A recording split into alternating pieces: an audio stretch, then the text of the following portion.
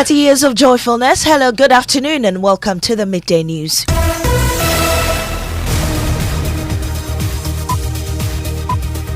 It's live on Joy 99.7 FM, hits 103.9 FM here in Accra. We're also live on Love 99.5 in Kumasi, on myjoyonline.com, also live in all 16 regions of Ghana via various affiliates. It's live on X Spaces, Facebook. The Midday News is supported by Petrosol Platinum Energy, energizing dreams. Coming up, drama in court as a third accused person and business associate of the former Director General of the National Signals Bureau sacks her lawyer, Samuel Atachia, in open court. We have details live from the court for you. Also coming up, NPP proceeds with the National Delegates Conference despite an ongoing legal suit. And tomorrow is the day that most of the activities will be happening. Everybody has a role to play to ensure that all of us get the understanding and the needed unity will come. We're also live at the University of Ghana Sports Stadium for the latest on preparations. In our Habitat series, we tell you the story of co-living in Accra. 3 young women sharing a single room and pooling their money just to afford a roof over their heads. Each of us contributes 70 cedis every week. At the end of the month, we use it to pay the rent. It's hard. The rent is high. Paying 280 Ghana cedis a month is no small amount, but we manage. Now you don't have any place to go, so you have to pay small like that. In sports, well, the Black Queens of Ghana are set for their first quarter-final game at the Women's African Cup of Nations in 9 years. They take on Algeria in less than 24 hours. Well, details of these and more coming up with me, Maame, Nyamekye, Thompson. Don't go away.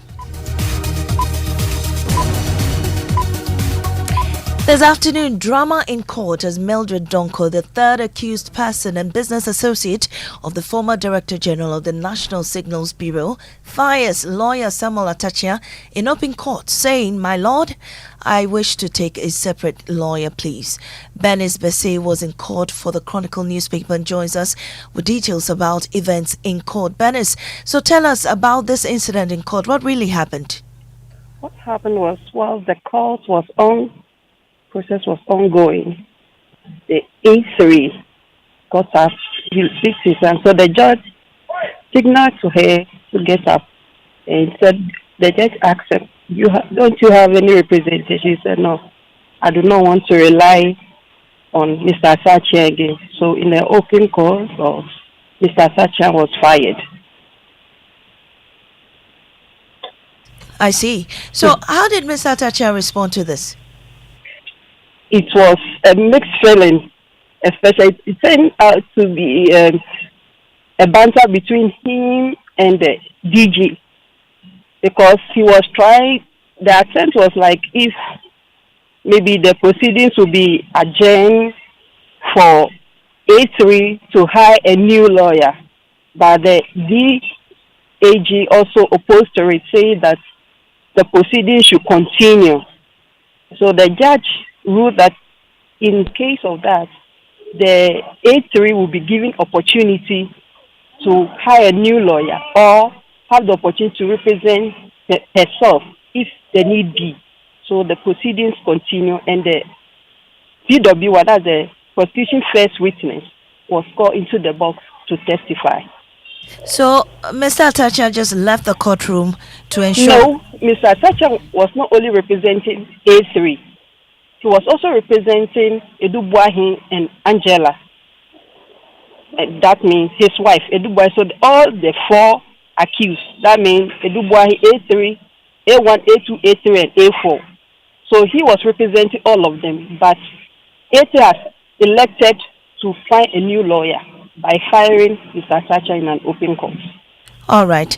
And so what else happened in court today? I mean, maybe the substantive case. The witness was called into the box, PW, who happened to be a driver and who says he runs errands for Mr. Dubuahi, and A3, who is the who was heading the Air Force company, that A4. He was the director of A4. That is the company which is, according to it, allegedly owned by Mr. Edubuahi. So she was, according to PW1, A3 normally send her on errands. She gives her envelope to go to the bank and go and cash money in if Ghana must go. That we call Efira Swami. Ghana must go. So Justice Emsai asked, in what size? Then he opened his arms. He said, that size, so the big size. So that's what told the court. All right, Benny. So if you say A1 or A2, A3, you mean the accused persons, right? Yes, accused persons. So when you say one, Edubahi Angela, then A3 is Marvin. That is A3. So normally we use the numbers to represent them, just in order not for you to have a full map of words. All right. So that's all. Thank you very much. Bernice Besse is with the Chronicle newspaper, and that's what happened in court. Now, despite an ongoing legal suit, the New Patriotic Party is moving forward with its Delegates Conference scheduled to take place tomorrow. The event, which will attract delegates from all over the country, is a key moment on the party's calendar and is expected to shape its future direction ahead of the 2028 general elections. Meanwhile, a writ issued from the High Court in Accra names Shamsuddin Idrisu and Boateng Pedro as plaintiffs seeking an injunction against the conference. However, in a quick response Thursday evening, Shamsuddin Idrisu issued a public statement disowning the lawsuit. Still, party leadership maintains that everything is in place for the important gathering tomorrow. Haruna Mohammed serves as secretary to the planning committee. Tomorrow is the day that most of the activities will be happening, and we have about 80 health professionals who will be managing these particular centers to ensure that the safety of these individuals coming in for the conference is much assured. How also would you gauge the mood with regards to unifying the grassroots of the party? I think that is the topmost priority to every political party, not only the New Patriotic Party. And I think that unity is a process. Peace too is a process. So all these things is going to be factored in. So I believe that everybody has a role to play to ensure that all of us get the understanding and the needed unity will come. Well, our reporter Michael Ashale is live at the grounds of the Delegates Conference with the very latest and joins me on the phone lines with more. Papani, what's the atmosphere there like? Well, honestly, I'm guessing that the people trying to cross their T's and their I's at the moment. Because of the handful of people here, but mostly the personality of the people. So I'm assuming they have all of the Papani, kindly reposition yourself. Your line is breaking. Maame, is the line now? Yes. Great. So I was thinking that so as it stands now, it seems as though it is ready now. For the delegates to come tomorrow. On the field now, the sound is big. We have seen the national organizer for the also going around Ghana Police Service. So I shall assume to cross their T's and to dot to make sure that everything is safe and everything is ready. One of the biggest problems here only is the communication is already. People waiting in line to get their media accreditation. But beyond that, everything is fine. But the bigger question is whether the NCC is going to go ahead with this event, knowing that there's a legal or there's an pending injunction that is booked for the event. Haruna Mohammed is here, but he's just left off the phone call. Haruna, if you have this is just one question now. I mean, just please. Okay. Unfortunately, it's difficult to hear what Papani is saying. We'll get latest from Haruna Mohammed later in subsequent bulletins, but he was able to tell us that the national organizers are there as well as the police is on ground. Meanwhile, 2024 NPP running mate and former Education and Energy Minister Dr. Matthew Premp says his passion for leadership and service was shaped from childhood through values instilled in him at home. Speaking on personality profile on Joy News, Dr. Premp revealed that his upbringing taught him to pursue public service with purpose, a principle that continues to guide his approach to leadership. I was brought up in a very politically aware family with a history of decades of partisan politics or active political life. That's how I was brought up. And I was brought up to cherish one thing, public service. And not only public service, bringing value through public service and for public service. Meaning you just don't participate. You participate in the tension of making an impact. That is how I was brought up. Brought up to prove myself that I can sit at the table with decision makers. And not only the elderly, but true decision makers. So brought up by granduncles and uncles far older than myself, whose children were even far older than me. And I served all of them. So that's how I was brought up. So growing up, having public service has been a duty that has been imprinted in my heart, mind, and everything I do. So even deciding to belong to which associations growing up were only associations that brought public service to the fore, like joining Boy Scouts at a very early age, be an altar boy at an early age. What boy? Altar boy. Altar boy. Altar boy. As in what's locally we say mass server. Yes, I'm still like a you're mass holding server. the thing pump. I'm really? still a mass server. Not only that, joining the Red Cross Society. Well, you heard Dr. Matthew Opoku Premp speaking to my colleague Emefa Adeti, and that personality profile is going to air on the Joy News channel later this evening at 8 p.m. Now, Health Minister Kwabena Minta-Kado says government is committed to paying allowances for nursing trainees despite growing concerns over the strain it places on national finances. Speaking at the Government Accountability Series held at the Presidency, the minister emphasized that the momentum behind the program will be maintained as part of efforts to strengthen Ghana's healthcare delivery system. The Ministry of Health this week confirmed the disbursement of 462.58 million Ghana cedis to support the allowances of 120,000 nursing students across the country. The payment, covering a 6-month period, fulfills a major campaign promise by President John Dramani Mahama. I'm pleased to announce that just 24 hours ago, the nursing trainee allowance for both the first and second quarters amounting to 462.58 million Ghana cedis was credited to the account of our student nurses. This demonstrates that when we say we support our future health workers, we follow through. Moving forward, we will maintain this momentum to ensure allowances are paid on schedule, because supporting our trainees today means building a stronger healthcare Ghana tomorrow. And it is our expectation that we are going to pay this on a monthly basis.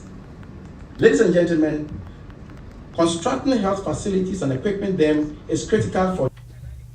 Well, on the recent strike action by the Ghana Registered Nurses and Midwives Association, Mr. Kando clarified that any concessions made were not a result of the strike, but rather part of ongoing negotiations. He also revealed that 2 key items related to their demands will be incorporated into the upcoming budget.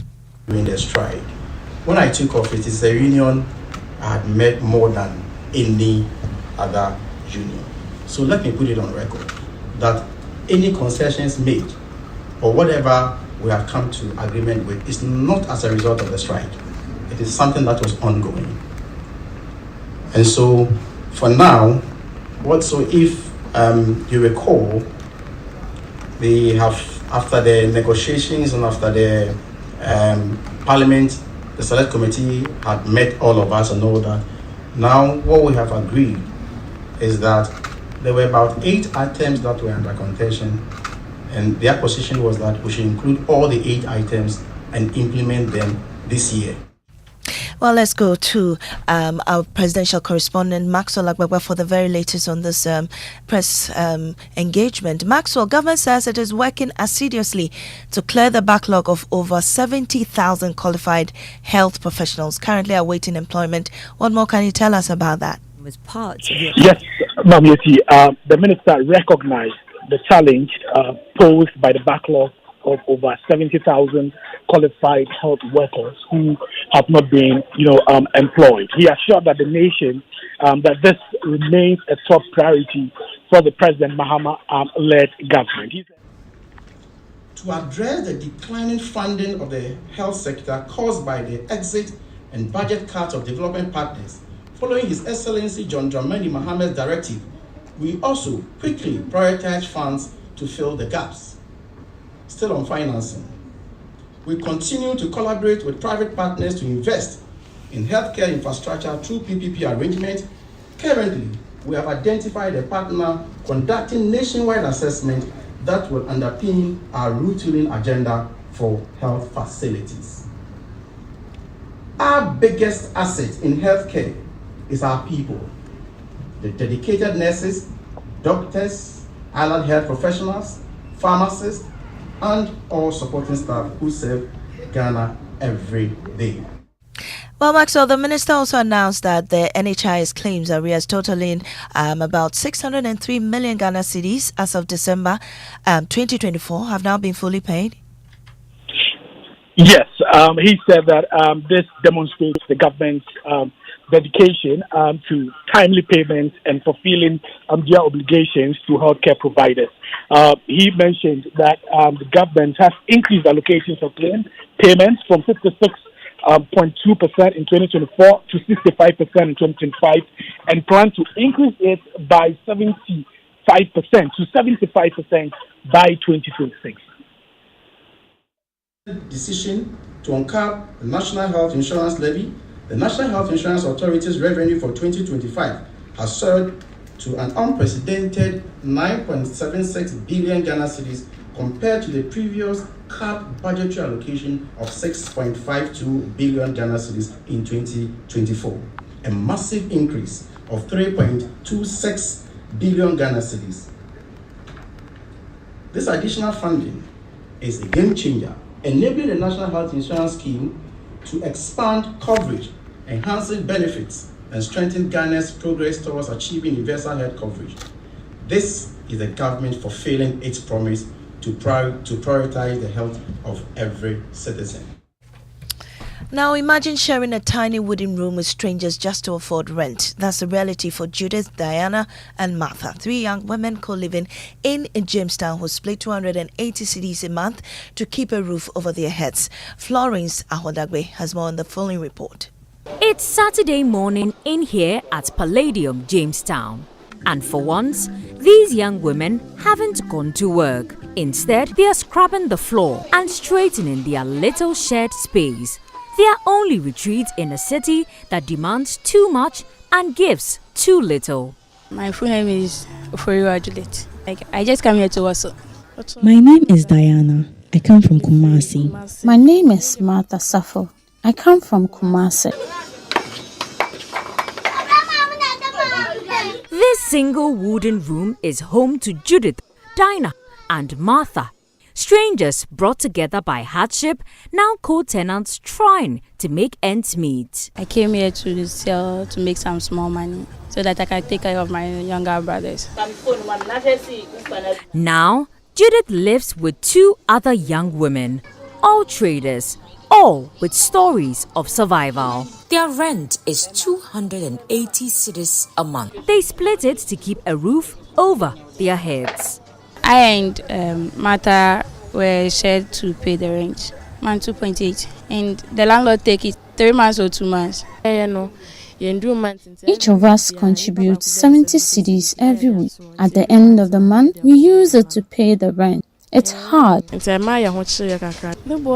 rent is high. Paying 280 Ghana cedis a month is no small amount, but we manage. Now you don't have any place to go, so you have to pay small like that. Managing, though, comes with compromise. Like how you want to do your things, no. If you do it in that way, the other one will come and spoil everything. Then we mess up, so I'm not happy with that. Live alone, you can arrange your things the way you want. But with co-living, things often feel disorganized. They each hustle to make it work. I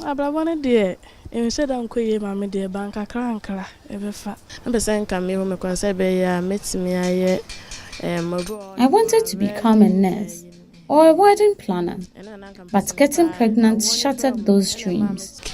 I'm adding some money doing some susu. So if I get the money plenty, then I will leave this place. In Accra's harsh housing reality, co-living is not a choice.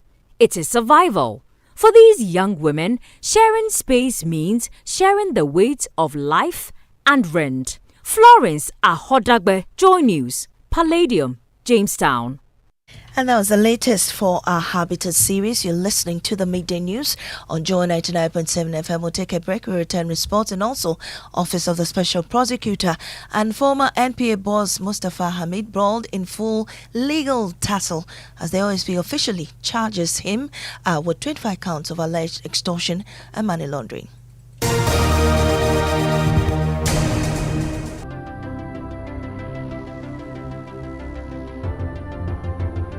When budgets are tight and money difficult to come by, you want to be sure you get the best value for your money. These are not times to be spending money fixing expensive engine problems because of cheap fuel and lubricants. Drive to a petrol source station today and buy your quality fuel and lubricants, and rest assured of fuel that lasts long and lubricants that prevent expensive engine problems. Hear the sound. Petrosol, clean fuel in full quantity. When I wake up in the morning, I brush my teeth with Kale Charcoal toothpaste. This gives me confidence all day. Anytime you meet Amma, don't be surprised I smile showing my beautiful white teeth because I don't have cavity thanks to Kale Charcoal toothpaste for its natural charcoal properties. In fact, we are like twins. I can't go without my Kale Charcoal toothpaste. That be why I dey use Kale Charcoal toothpaste morning and night when I dey go bed safe. It dey make my teeth white when it dey comot every scent from my mouth inside. My confidence level they go up, so I dey show my 32 teeth all. Introducing the Kale Charcoal toothpaste, formulated with activated bamboo charcoal powder, ensures whiter teeth and removes bad breath. The strong natural property of the activated bamboo charcoal removes bacteria, absorbs surface stains on our teeth caused by coffee, wines, and tobacco. Welcome, Kale Charcoal toothpaste. Kale Charcoal toothpaste, Sankofa Yenchi. Kale, happy smile. This advert is FDA approved. Junior, your school bus will soon get here. Hurry up. Mommy, my head is aching me and I'm feeling cold. Honey, Junior's temperature is too high and he feels feverish. Oh, baby. So you didn't give him the Encamo paracetamol syrup that I gave you the last time? Oh, no, I forgot. Okay, you know what? It's not too late. Just give him Encamo and he'll be fine in no time. Encamo paracetamol syrup, a strawberry-flavored paracetamol syrup, and it's specially made for children aged 3 months to 12 years. It helps manage pain like headaches, teething pain, and fever. And guess what? Because of the strawberry flavor, the kids enjoy taking it. I can tell from the way he's licking his lips. And look at how he's jumping around. Hurry up and go to school, Junior. Yes, now you can get Encamo paracetamol syrup in all pharmacy shops. For bulk purchase, go to NK Pharma Head Office, Abelinkwe, or call 050-658-8315. This advert is FDA approved. A mysterious bag, huge sum of money, a gun, a charm, all in one compound house. Tenants who are involved in fraudulent activities and a caring mother. Sika Bottle, a new epic drama series on Aquaba Magic, DSTV channel 150 and GoTV channel 102, premiering 23rd July at 8:30 p.m. Get your DSTV decoder at 89 Ghana cedis and GoTV decoder at 399 Ghana cedis today. Aquaba Magic, Ghana's most loved storyteller. Wherever you are, the game is nothing without you. It's on like never before this season. Every major league, every cup, every qualifier, the players, kudos, Semenyo, Iñaki, the goals, the emotions, and the bragging rights. It's all on SuperSport, available on DSTV and GoTV. Get your DSTV decoder at 89 cedis and GoTV decoder at 399 cedis. DSTV, your home of entertainment. GoTV, love it.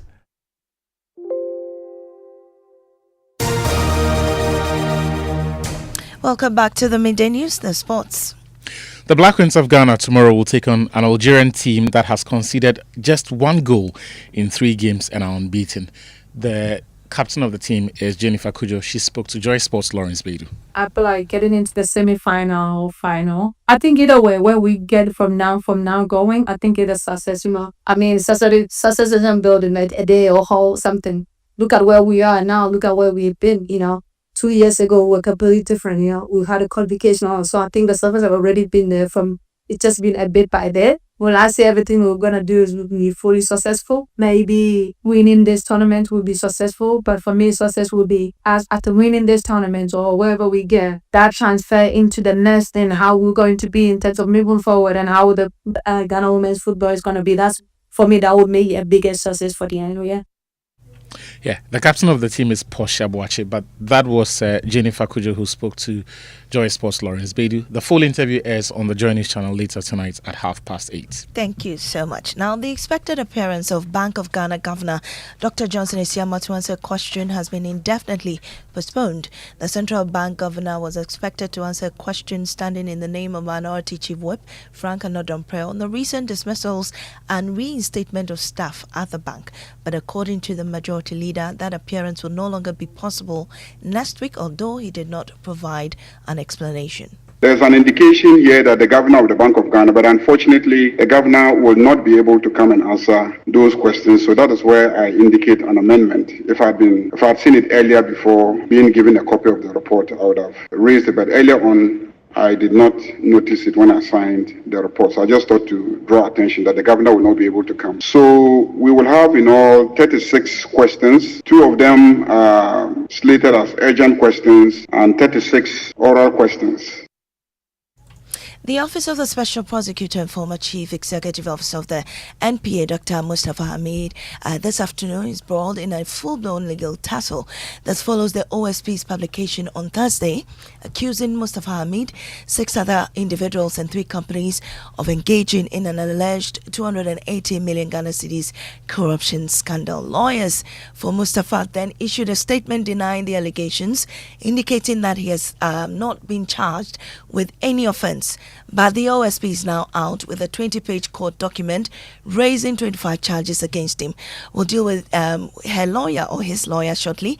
But let's start with the earlier response to the OSP's first wanted list publication. James Aveji is in studio with me for more. James, this response is coming in reaction to the earlier wanted list publication. What does it say? Well, Maame, the lawyers of Mustafa Hamid deny the charges raised in that publication of he himself and the 9 others. They said the OSP has shifted the allegations. Earlier, the allegation was embezzlement of some 1.3 billion cedis against Mustafa Hamid, which they said now changed into the extortion of 280 million Ghana cedis. They also brought out some assertion of integrity and proven performance, bringing out details of the account statement of the 4 accounts in question, how much was in it before he took office and how much was in it when he left office. They said they are ready to face the OSP in court to defend their client. Thank you very much, James. We also know that the OSP followed up with a publication of all photos of the 7 accused persons with some 25 counts. But do we know when they'll be put to court? Well, let's speak to the lawyer for Dr. Mustafa Hamid. She's Hanifa Adwa Yahaya. Thank you for joining us on the Midday News. First, has your client been officially served with the suit? Thank you. Good afternoon. Thank you. Good afternoon. Good afternoon, Ghana. Good afternoon, the world. Thank you for giving us this opportunity to be heard. Yes, has your client... we have not been served yet. But you also denying all the allegations that have been put against your client. How are you, or when are you going to court? We don't control the court process. It is the OSP who is dragging us to court. So they are the best people to know when we are going to court. But yes, we absolutely deny all the charges because we are not liable for any of the allegations. We know that a picture of your client has been publicized on the website of the OSP, with inclusive of the other accused persons. When did this occur, and why did they take these mugshots? I have no idea. I think that these questions should be put to the OSP. As you know, it's going around on social media, those pictures. It is really quite unfortunate. It's completely needless, except that it's probably intended to embarrass and tarnish the reputation of our clients.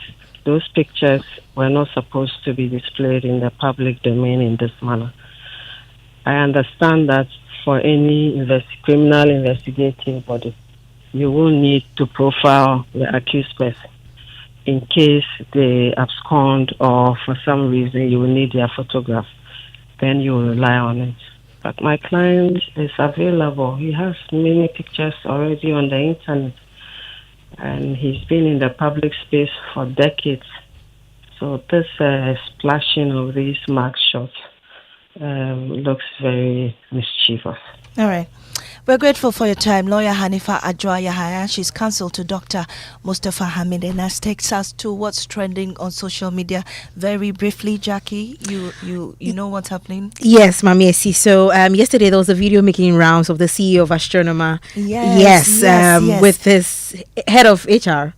Yes. So a lot of people commenting on that. And this morning, some hours ago, he released a statement to apologize to his family and children for all that transpired. A lot of people expressing their thoughts on that. And of course, you also have Sarkodie. He has some new music out, La Vida Loca with Last Mid, also making rounds on social media, debuting on the Apple Music number 62. People talking about that. Well, it's going to be an interesting weekend there. Thank